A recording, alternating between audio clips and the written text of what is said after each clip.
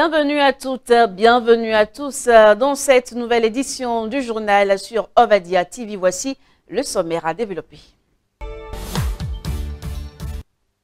Installée depuis ce jeudi 16 mai, la 8e législature ne compte que 5 femmes sur les 83 élus de la nation. Analyse et commentaires de quelques Béninois sur ce faible taux dans cette édition. Les fidèles musulmans observent depuis peu le mois du Ramadan. Dans ce journal, les explications d'un imam sur les différentes étapes du jeûne musulman.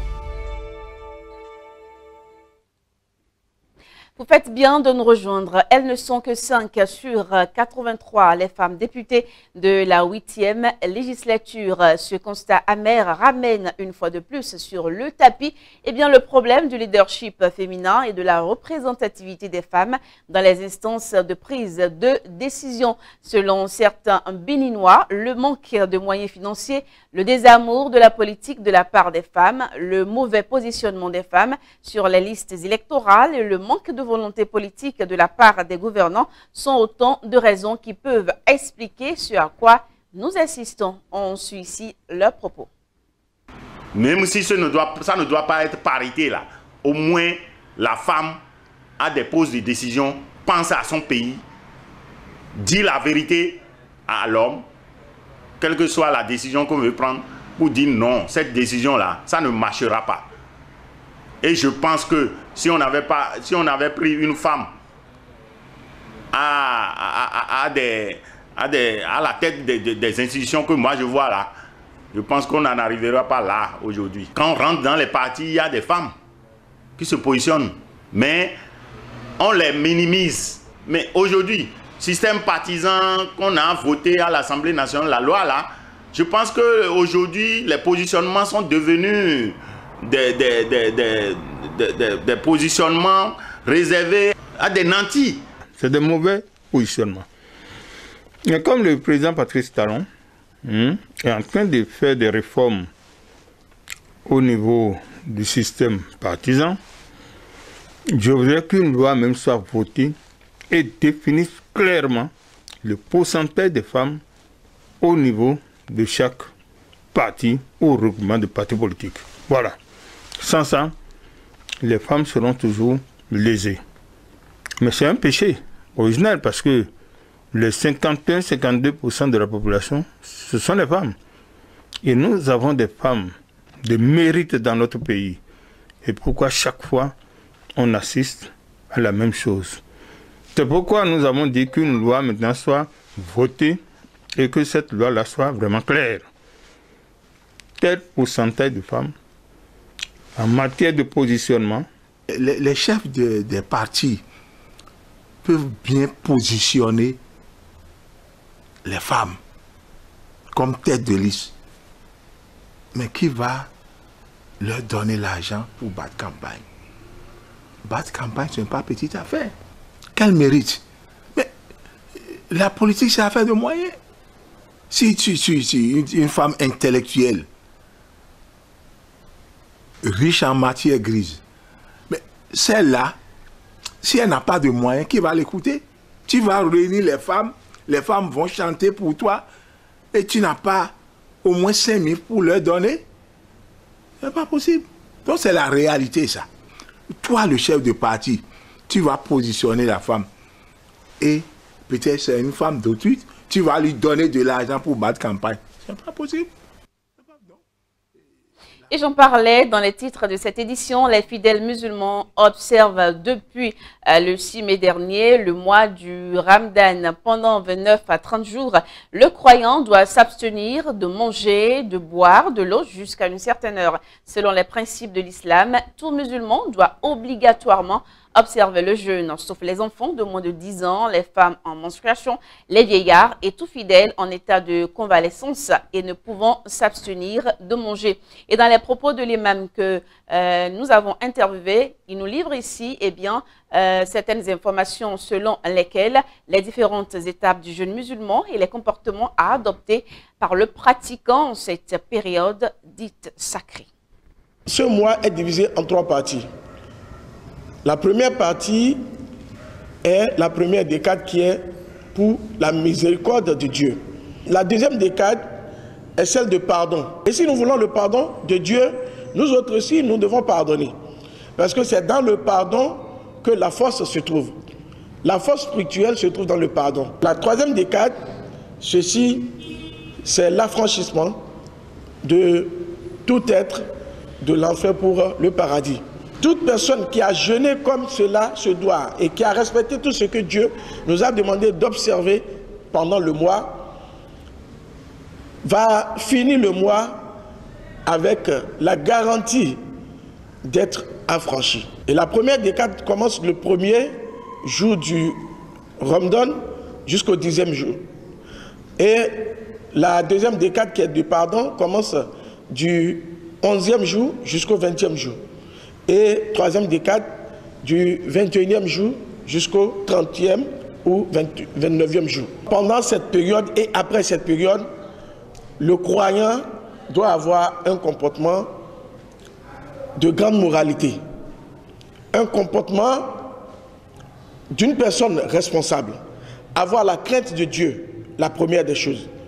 La piété. Avoir le respect de l'autre. Respecter non seulement ta personnalité, mais aussi respecter tous ceux qui sont autour de toi.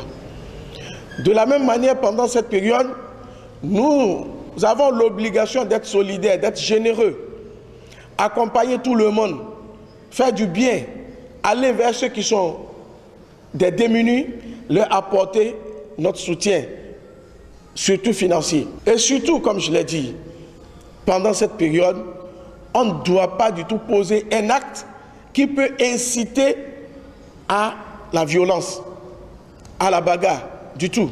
Le bon musulman doit rester totalement dans la crainte de Dieu. Et nous avons fait un triste constat derrière la clôture du centre commercial ENAM de l'université d'Abomey-Calavi. Un dépotoir de tas d'ordures y est installé depuis des années. Un fait qui met mal à l'aise les riverains de ce quartier. Ils implorent l'indulgence des autorités pour remédier à la situation. À quelques mètres de l'entrée Zogbadia de l'université d'Abomey-Calavi, un dépotoir de tas d'ordures est installé le long de la clôture. Autrefois lieu de repos pour certains riverains, cette poubelle publique est apparue suite au nettoyage de la clôture de l'ORTB, un lieu qui servait de poubelle à toute la population. Donc comme la clôture de l'ORTB est débarrassée, les gens ont trouvé refuge ici. Sinon avant, ce n'était pas comme ça. Moi, je suis venu ici en 2011, on s'asseyait ici, on bavardait le soir et puis tout le monde rentre chez lui. Donc à un moment donné, ça devenait de trop. Et le deuxième phénomène, c'est que le marché du campus qui a été transféré de ce côté. Les bonnes dames qui sont sur le carrefour, même il y a certains qui quittent loin, très loin, même tant que pour venir jeter ici. Ici, c'est un dépotoir pour eux, au fait. Après plusieurs démarches menées auprès des autorités locales et celles de l'université, les habitants de ce quartier n'ont toujours pas eu de suite à leur plainte. Donc nous-mêmes, ça nous a dépassé. Et nous sommes allés voir le délégué pour lui dire, mais voilà la situation. Et c'est derrière le campus aussi. Vous-même, vous constatez tout ça là. C'est pas bien.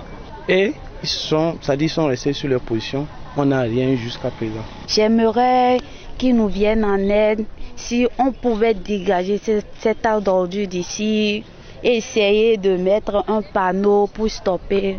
Moi, ça me fera beaucoup plaisir. Les autorités concernées sont donc appelées à réagir pour que ces riverains puissent enfin respirer un bon air.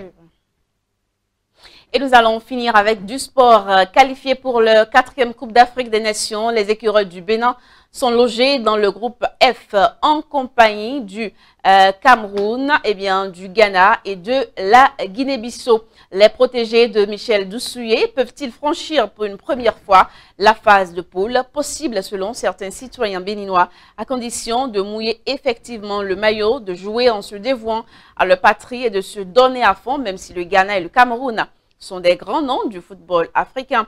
Ils ont profité de notre micro pour donner quelques conseils aux sélectionneurs nationaux. On suit ici leurs propos. Bon, ils peuvent s'en sortir parce qu'on ne sait pas ce qui va se passer à la CAN. Tout le football, tout est possible. Tout est possible. S'ils arrivent à se prendre au sérieux et ils jouent pour l'amour du pays, là ils peuvent s'en sortir. On manque de la vivacité devant, tout ça. Sinon au milieu à la défense c'est bon. On arrive à contenir les adversaires. On n'a pas qualifié par hasard. C'est le travail à faire. Et si on continue à travailler, on peut en sortir. On connaît tous ces pays déjà. On a rencontré au moins presque tous ces pays une fois. On sait déjà. On connaît les pays tu connais déjà. Tu vas préparer par rapport au pays. Et je pense qu'avec ça, si on se concentre beaucoup, on peut en sortir. Et il n'y a rien d'extraordinaire. Au fait, le football est simple. C'est 11 contre 11. Le Bénin a sa chance de se qualifier. Bien vrai que le Cameroun étant une nation de football qui a remporté des trophées, ainsi que le Ghana, la même chose. Le Bénin c'est 50-50 le football. C'est sur le terrain de jeu ça se passe. C'est la détermination et puis la volonté des joueurs béninois qui a fait la différence. Le coach a tous les atouts. Il y a les jeunes joueurs qui sont là, qui viennent en progression, les Dikla, les Dossou. De faire confiance à ces jeunes-là d'abord et puis appuyer par les vétérans qu'on connaît, voilà, pour pousser l'équipe vers l'avant. Et c'est sur ces images de football que nous mettons un terme à cette édition. Merci à toutes et à tous de l'avoir suivi et à la prochaine.